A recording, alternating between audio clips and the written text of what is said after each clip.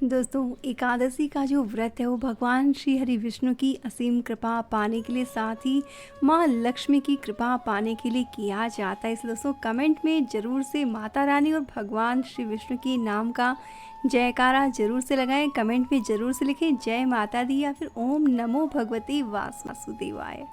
दोस्तों बेसिकली तो एकादशी का जो व्रत होता है सांसारिक सुखों की प्राप्ति के लिए किया जाता है, साथ ही श्री हरि विष्णु और माँ लक्ष्मी को प्रसन्न करने के लिए किया जाता है।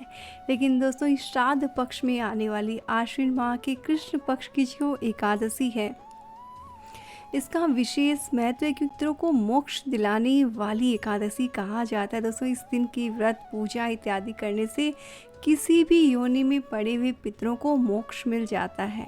हिंदू धर्म में ये मान्यता है कि इस एकादशी के दिन विधिवत व्रत पूजा करने से पितरों को बैकुंठ मिलता है और भगवान विष्णु के श्री बैकुंठ धाम में वो वास करते हैं। और माना जाता है कि वो जीवात्मा एक बार विष्णु धाम पहुंच जाती है, उसके बाद जन्म और मृत्यु के बंधन से मुक्ति मिल जाती, फिर सदा सदा के लिए भगवान विष्णु के लोक में उन्हें स्थान मिल जाता है। दोस्तों अपने पितरों के निमित्त आपने इंदिरा एकादशी का व्रत और पूजा ज़रूर से करना चाहिए। उसका जो फल है वो अपने पितरों के निमित्त आपने अर्पित कर देना चाहिए। दोस्तों इस वीडियो में हम जानेंगे कि हमने एकादशी का व्रत किस तरीके से करना है, क्योंकि दोस्तों बेसिकली होता है क्योंकि श्राद्ध पक्ष चल रहा है तो हो सकता है आपके यहाँ पर भी किसी का श्राद्ध एकादशी के दिन हो, तो उस दशा में आप पूजा कैसे करें, श्राद्ध कैसे करें, साथ ही इस दिन क्या ऐसा विशेष उपाय करें जिससे पितरों की असीम कृपा तो आपको प्राप्त हो ही हो, इसके साथ ही माँ लक्ष्मी और श्री हरि विष्णु की असीम कृपा भी आपको मिल जाए। इसलिए वो विशेष इंदिरा एकादशी की पूजा आपने किस तरह से करनी है वो जान लेते हैं। दोस्तों इंदिरा एकादशी के दिन या कोई भी एकादशी का जब आप व्रत करते हैं तो दशमी तिथि से ही व्रत जो है वो स्टार्ट हो जाता है, यानी कि दशमी के दिन से ही आपने लहसुन प्याज जो भी नॉनवेज है, किसी तरह का आप नशीले पदार्थ का सेवन करते हैं, शराब वगैरह पीते हैं, तो वो सब आपने बिल्कुल से अवॉइड करनी चाहिए। और दशमी के दिन सूर्यास्त के होने के बाद में आपने खाना नहीं खाना चाहिए। लेकिन बहुत ही जो फिज़िकली वीक लोग हैं जो इतना लंबा व्रत नहीं कर सकते, अगर वो खाना खाते हैं तो उन्हें सात्विक भोजन करना चाहिए और साथ में चावल का इस्तेमाल दशमी की रात को बिल्कुल भी नहीं करना चाहिए। फिर अच्छे से रात को ब्रश करते हुए भगवान विष्णु का नाम लेते हुए ओम नमो भगवते वासुदेवाय का जप करते हुए आपने रात को सोना चाहिए और सुबह सूर्योदय से पहले उठ जाना चाहिए। इस दिन हो सके तो आप साफ कपड़े पहनने के साथ पीले रंग के कपड़े पहनने चाहिए, क्योंकि पीला रंग विष्णु भगवान को विशेष तौर पर प्रिय है। फिर दोस्तों मंदिर की अच्छे से सफाई करें, गंगा जल का छिड़काव कर लें, उसके बाद में हाथ में जल और पुष्प लेकर व्रत का संकल्प करें। फिर ओम माधवाय नमः, ओम केशवाय नमः, ओम विष्णवे नमः बोल के 3 बार आपने जल का आचमन कर लेना और उसके बाद में आपने हाथ धो लेना है। और उसके बाद में आपने पूजा की तैयारी करनी है। पूजा के लिए आपने एक चौकी लगानी है, चौकी पर आपने पीले रंग का कपड़ा बिछाना है और उसके बाद में उस पर स्वास्तिक बनाना है और गणेश जी का ध्यान करते हुए आपने चावल की डेरी पर गणेश जी को स्थापित करना है। उसके बाद में भगवान विष्णु की प्रतिमा को आपने स्थापित करना है। विष्णु भगवान की प्रतिमा अगर है तो आपने उसे पंचामृत से स्नान करवाना, और तस्वीर या फोटो है तो आपने गंगा जल के छींटे देकर शुद्ध कर लेना है। उसके बाद में आपने पीले वस्त्र अर्पित करने हैं और अगर तस्वीर है तो पीली जनेऊ आपने अर्पित करनी है, पीले फूल चढ़ाने हैं, दीपक जलाकर घी का दीपक जलाकर विष्णु भगवान का ध्यान करते हुए आपने आरती करनी है। और साथ ही दोस्तों आपने जो भी ऋतुफल है उनका भोग लगाना है, तुलसी पत्र जरूर से चढ़ाना है। फिर विष्णु स्तुति, सहस्त्र नाम चालीसा इत्यादि करना है, आरती कर लेनी है। और इसके बाद में आपने भगवान से प्रार्थना करने की हे आपकी कृपा से आज मैंने एकादशी के व्रत का संकल्प है, ये पूरी तरह से अच्छी तरीके से पूर्ण हो, ऐसी कृपा कीजिए। और उसके बाद में दोस्तों पूजा होने पर भगवान विष्णु को आपने फलों का भोग लगा देना चाहिए। इस दिन दोस्तों हो सके तो आपने कोई भी अन्न से बना हुआ कोई भी जो भोग है वो नहीं चढ़ाना चाहिए, फलाहार का गाएं। और दोस्तों एकादशी का अगर आप व्रत करते हैं तो आपने बिल्कुल स्वच्छ मन से, साफ मन से व्रत करना है, किसी की बुराई नहीं करनी, लड़ाई झगड़ा नहीं करना है।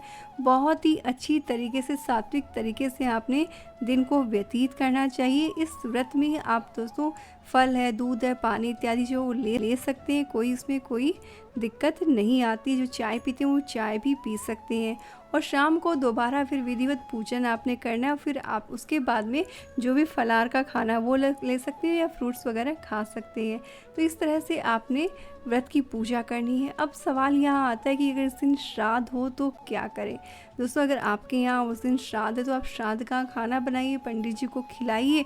और क्योंकि दोस्तों जब भी अगर श्राद्ध हो तो घर के लोग जो है, जो पूर्वजों के अगर संतान ही अगर भोजन ग्रहण नहीं करेगी तो कैसे उनको फल मिलेगा। तो आपने सिर्फ उस प्रसाद को सूंघ करके गाय को खिला देना चाहिए। आपने स्वयं नहीं खाना है, क्योंकि एकादशी को आपने अन्न ग्रहण नहीं करना है। सिर्फ सूंघ कर आपने वो खाना गाय को खिला देना चाहिए। और दोस्तों, अगर आपके यहाँ पे भी पंडित जी आते हैं, जो भी पंडित जी लोग हैं जिनको आप जानते हैं, अगर वो भी एकादशी का व्रत कर रहे हैं तो उस दशा में दोस्तों आप शाकाहार का जो खाना होता है, जैसे साबूदाने की खिचड़ी वगैरह है, कुट्टू के आटे की पूरी हुई, तो वो सब बनाकर भी आप एकादशी का श्राद्ध जो है वो कंप्लीट कर सकते हैं। और मिठाई में आप मावे की मिठाई इत्यादि जो है वो अर्पित कर सकते हैं। तो इस तरह से आपने व्रत करना है। साथ ही दोस्तों, द्वादशी के दिन आपने सुबह जल्दी उठकर भगवान का फिर से पूजन अर्चन करना है। उसके बाद में दान के लिए सामान निकालना है, दक्षिणा निकाल देनी है, किसी ब्राह्मण को दान आपने कर देना है। और अगर पॉसिबल नहीं है सुबह में ब्राह्मण को दान करना, तो आप किसी मंदिर में सामान भिजवा सकते हैं, सीधा आपने निकाल देना है। और अगर वो सब तुरंत आप देने की कंडीशन में नहीं तो आपने निकाल कर साइड में, और तुलसी दल और जल के साथ में आपने एकादशी के व्रत का पारण करना चाहिए। पारण करते हुए दोस्तों समय का आपने ख्याल रखना है। एकादशी के व्रत का पारण का जो समय है दोस्तों 14 तारीख को सुबह में 8:50 का है। तो उस समय में आपने पारण कर लेना, वरना उसके बाद में दोपहर को 12:59 से शाम को 3:27 के बीच में आपने पारण करना है।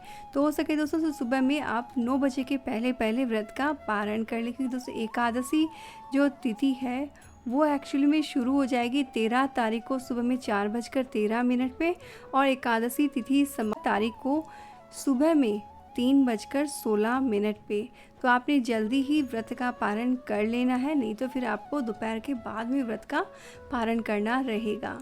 और दोस्तों, एकादशी का व्रत करके आपने एकादशी व्रत की जो कथा है वो ज़रूर से सुननी चाहिए।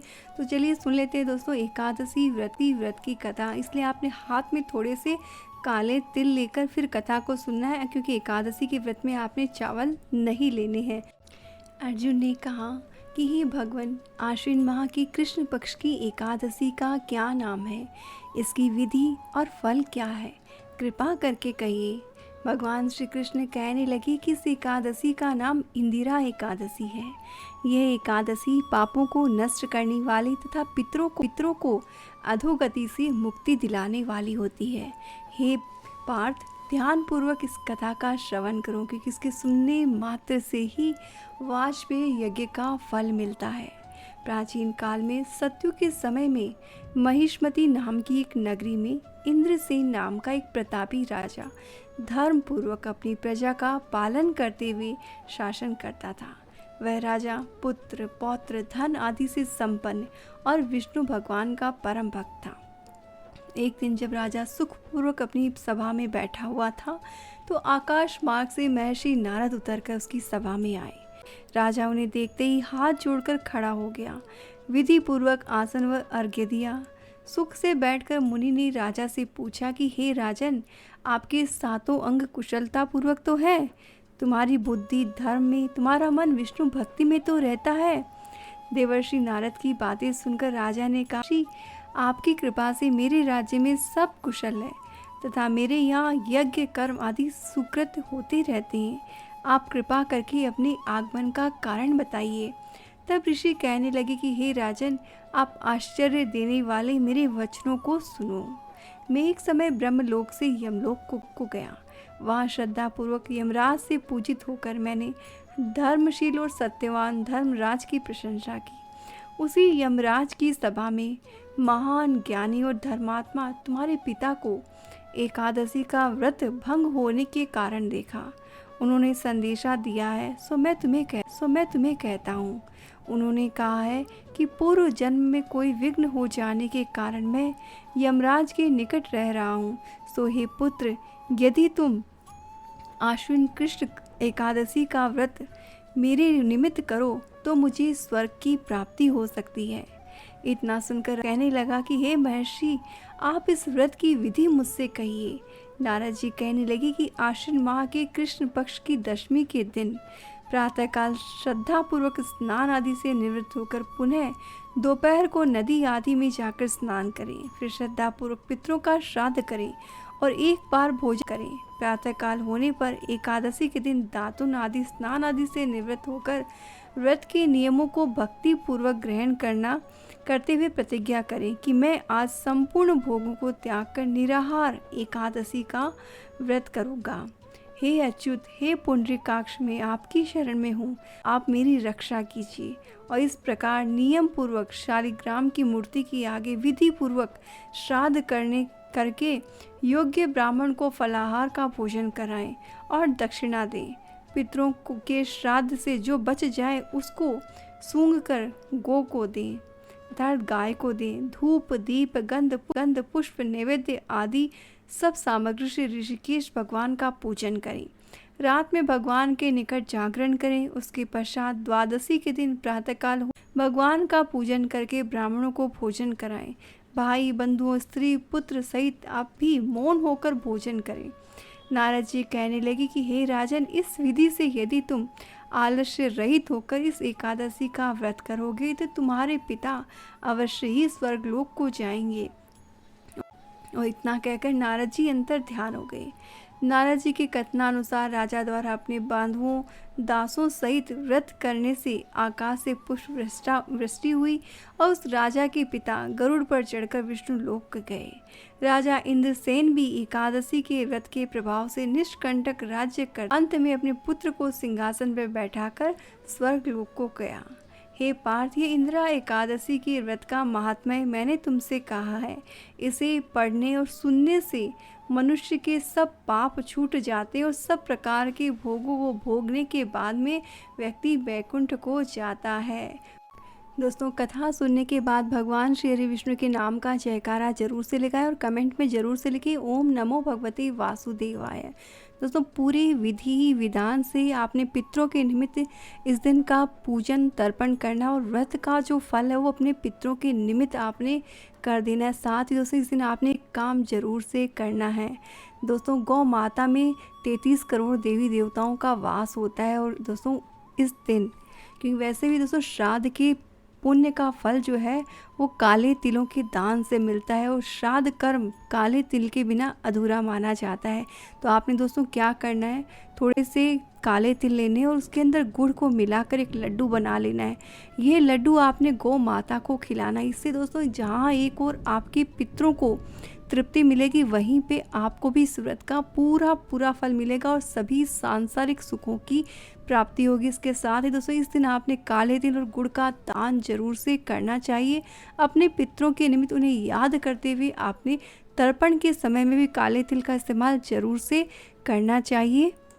और दोस्तों, अगर आप इस दिन का व्रत ना कर पाएँ तो एटलीस्ट आपने व्रत कथा का श्रवण जरूर से करने चाहिए, क्योंकि इस व्रत की कथा को सुनने से वाजपेयी यज्ञ के फल की प्राप्ति होती है, साथ ही पितरों की आत्मा को शांति मिलती है। साथ ही दोस्तों इस दिन एक छोटा सा काम भी आप जरूर से करें, अगर आपके लिए पॉसिबल, अगर आपके घर के आसपास में ही अगर पीपल का पेड़ हो तो इस दिन पीपल के पेड़ पर आपने एक लोटे में कच्चा दूध, जल, थोड़ा सा गुड़ और काले तिल मिलाकर ये जल जो है वो आपने पीपल की जड़ में ज़रूर से अर्पित करना चाहिए। इससे अत्यधिक पुण्य फल की प्राप्ति होती है। लेकिन एक बात का ख्याल रहे दोस्तों, इस बार जो इंदिरा एकादशी और रविवार के दिन है, इसलिए रविवार के दिन आपने ये जल अर्पित नहीं करना है। आपने या तो सोमवार के दिन आप ये जल अर्पित करें या फिर शनिवार के दिन। रविवार के दिन आपने कोई भी पीपल की पूजा या जल अर्पित करने का काम भूल कर भी नहीं करना है। इस बात का आपने ख्याल रखना है। दोस्तों, अगर वीडियो आपको अच्छा लगा हो तो कमेंट में ज़रूर से लिखें ओम नमो भगवते वासुदेवाय।